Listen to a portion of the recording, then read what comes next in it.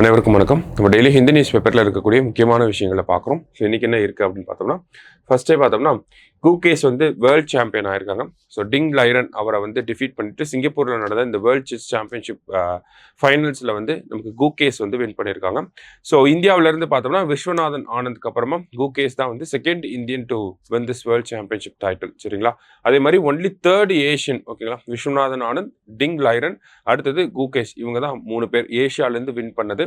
2 ஏஷியன்ஸ்க்கு நடுவில் நடந்த ஒரு ஃபைனல்ஸ்னாலும் அது இந்த ஃபைனல்ஸ் தான். அதே மாதிரி ரஷ்யாவை சேர்ந்த கேரி காஸ்பரோவ் அப்படின்னு சொல்லி ஒருத்தர் இருக்கார். அவர் தான் யங்கஸ்ட் பிளேயராக இருந்தார் இவ்வளவு நாளாக. இப்போ கூகேஸ் வந்து அந்த ஒரு ரெக்கார்டை ஒரு 40 வருஷம் கழிச்சு டிஃபீட் பண்ணியிருக்காங்க. சரிங்களா? ஸோ அதுதான் இந்த இடத்துல நமக்கு கொடுத்துருக்காங்க. ஸோ நெக்ஸ்ட் பார்த்தோம் அப்படின்னா நமக்கு டைரக்டாக எடிட்டோரியல் பேஜில் ஜஸ்ட் ஒரு டிஸ்கஷன் இருந்துச்சு. என்ன டிஸ்கஷன் அப்படின்னு பார்த்தோம்னா, the missing spotlight on urban local government polls அப்படின்னு சொல்லி கொடுத்துருக்காங்க. ஓகேவா? ஸோ அர்பன் லோக்கல் பாடிஸ் நமக்கு தெரியும். கிட்டத்தட்ட பார்த்தோம்னா நமக்கு notified area committee, town area committee, municipal corporation, அடுத்ததாக பார்த்தோம்னா போர்ட் ட்ரஸ்ட், டவுன்ஷிப்பு, இந்த மாதிரி special purpose agency, cantonment board, இந்த மாதிரி ஒரு டிஃப்ரெண்ட்டாக ஒரு 8 different types of urban local bodies இருக்குது. ஸோ இந்த அர்பன் லோக்கல் பாடிஸ் பொதுவாகவே இந்த உள்ளாட்சி தேர்தல்கள் அப்படிங்கிறத பார்த்தோம்னா பெரிய அளவில் எந்த மாநிலத்திலையுமே அவ்வளவு வந்து இம்பார்ட்டன்ஸ் அப்படிங்கிறது கொடுக்கப்படாமல் தான் இருக்குது. தேர்தல்கள் அப்படிங்கிறது அந்த 5 வருஷத்துக்கு ஒரு தடவை ஃப்ரீக்வெண்ட்டாக அந்த ரெகுலரான எலெக்ஷன்ஸ் அப்படிங்கிறது நடக்காம தான் இருக்கு. அந்த ஒரு இஷ்யூவை பற்றி தான் இந்த இடத்துல பேசியிருக்காங்க. எப்படி நம்ம ஒரு மாநிலத்தில் வந்து தேர்தல் நடத்தலை அப்படின்னு 5 வருஷத்துக்கு ஒரு தடவை தேர்தல் வர்றேன்னா அது எப்படி ஒரு பெரிய சர்ச்சையாக மாறுதோ, அதே மாதிரி தான் உள்ளாட்சி அமைப்புகளுக்கும் 5 வருஷத்துக்கு ஒரு தடவை கட்டாயம் தேர்தல்களை நடத்தியிருக்கணும். அப்போ தான் அக்கௌண்டபிலிட்டி அப்படிங்கிறது நமக்கு அந்த எலெக்டட் ரெப்ரசன்டேட்டிவ்ஸோட அக்கௌண்டபிலிட்டி அப்படிங்கிறது இம்ப்ரூவ் ஆகும். அதே மாதிரி பார்த்தோம்னா உள்ளாட்சி தேர்தல்கள் அப்படிங்கிறத நடத்தினாதான், ஏன்னா அவங்க தான் அந்த மாவட்ட அளவில் அந்த அர்பன் ரீஜனில் பார்த்தோம்னா நிர்வாகத்தை செயல்படுத்தக்கூடிய ஒரு அதிகாரிகளாக அவங்க தான் இருக்காங்க. ஓகேங்களா? அதிகாரம் பெற்றவர்களாக அவங்க தான் இருக்காங்க.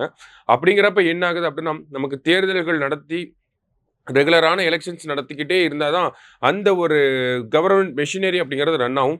டெவலப்மெண்ட் அப்படிங்கிறது நமக்கு நடக்கும். எக்கனாமிக் க்ரோத் அப்படிங்கிறது அப்போ தான் நம்மளால இன்னும் ஆல்ரெடி நமக்கு எக்கனாமிக் க்ரோத் இருக்க தான் செய்து, இல்லாமல் இருக்காது. ஆனால் இன்னமும் எஃபிஷியண்டான எக்கனாமிக் க்ரோத்தை கொண்டு வரணும் அப்படின்னா ரெகுலரான எலெக்ஷன்ஸ், ரெகுலரான ரெப்ரசன்டேட்டிவ்ஸ் வேணும். அந்த ரெப்ரசன்டேட்டிவ்ஸ் வந்து அவங்களுடைய பணிகளையும் சரியாக செஞ்சுக்கிட்டே இருக்கணும் அப்படிங்கிறத சொல்லியிருக்காங்க. அதே மாதிரி பார்த்தோம்னா ரெகுலராக எலெக்ஷன்ஸ் நடக்காமல் இருக்கிறதுனால என்ன ஆகுது அப்படின்னு பார்த்தோம்னா நமக்கு ஸ்கீம்ஸோட இம்ப்ளிமெண்டேஷன் அப்படிங்கிறது ரொம்பவே பாதிக்கப்படுது. சரிங்களா? ஸோ பெட்டர் இம்ப்ளிமெண்டேஷன் வேணும் அப்படின்னாலுமே நமக்கு இந்த ரெகுலர் எலெக்ஷன்ஸ் அப்படிங்கிறத கட்டாயம் நடத்தி ஆகணும். அதையும் தாண்டி பார்க்குறப்ப நமக்கு அர்பன் லோக்கல் பாடி எலெக்ஷன்ஸ் நடத்தினா மட்டும்தான் மக்களும் அவங்களுடைய குறைகளை சரியான முறையில் அவங்களுடைய எலெக்டட் ரெப்ரசன்டேட்டிவ்ஸ் கிட்ட அந்த ஒரு குறைகளை வந்து சொல்ல முடியும். சரிங்களா? லோக்கல் லெவலில் இருக்கக்கூடியதை போய் நம்ம எம்எல்ஏ கிட்டே எம்பி கிட்டே சொல்ல முடியாது. அந்த லோக்கல் அந்த கவுன்சிலர் கிட்ட, அந்த வார்டு மெம்பர் கிட்ட தான் நம்மளால போய் சொல்ல முடியும். சரிங்களா? ஸோ அப்போ இந்த மாதிரியான குறைகளை தீர்க்கணும் அப்படின்னா அதுக்கு ரெகுலரான எலெக்ஷன்ஸ் வேணும் அப்படிங்கிறது தான் இந்த இடத்துல நமக்கு இந்த ஆர்டிகலில் அந்த ரெகுலராக எலெக்ஷன்ஸ் நடத்தலைன்னா என்ன மாதிரியான பாதிப்புகள் இருக்கும் அப்படிங்கிறத ஜஸ்ட் டிஸ்கஸ் பண்ணியிருக்காங்க. ஸோ பேசிக்காக இருக்கக்கூடிய விஷயங்கள் தான்.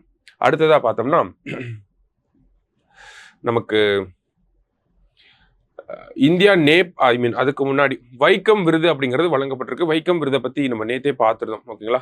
ஸோ இந்த வைக்கம் விருது யாருக்கெல்லாம் வழங்கப்படும் அப்படின்னா, ஒரு மாநிலத்திலிருந்து இன்னொரு மாநிலத்தில் இருக்கக்கூடிய ஒடுக்கப்பட்ட மக்களினுடைய நலனுக்காக போராடக்கூடிய தனிநபர்கள் அல்லது நிறுவனங்களுக்கு இந்த வைக்கம் விருது அப்படிங்கிறது வழங்கப்படும்.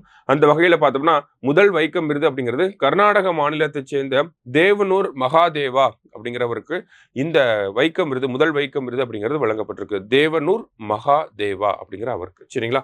ஸோ அந்த செய்தியை தான் கொடுத்துருக்காங்க.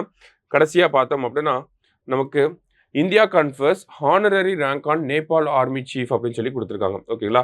ஸோ இந்தியா பொறுத்த வரைக்கும் பார்த்தோம்னா 1950ஆம் ஆண்டிலிருந்து நேபாளோட இராணுவ தளபதிக்கு இந்தியாவோட அந்த இராணுவ ஜெனரல் அப்படிங்கிற அந்த ஒரு பதவியை ஒரு கௌரவ பதவியாக வந்து கொடுத்துட்டே வரும். சரிங்களா?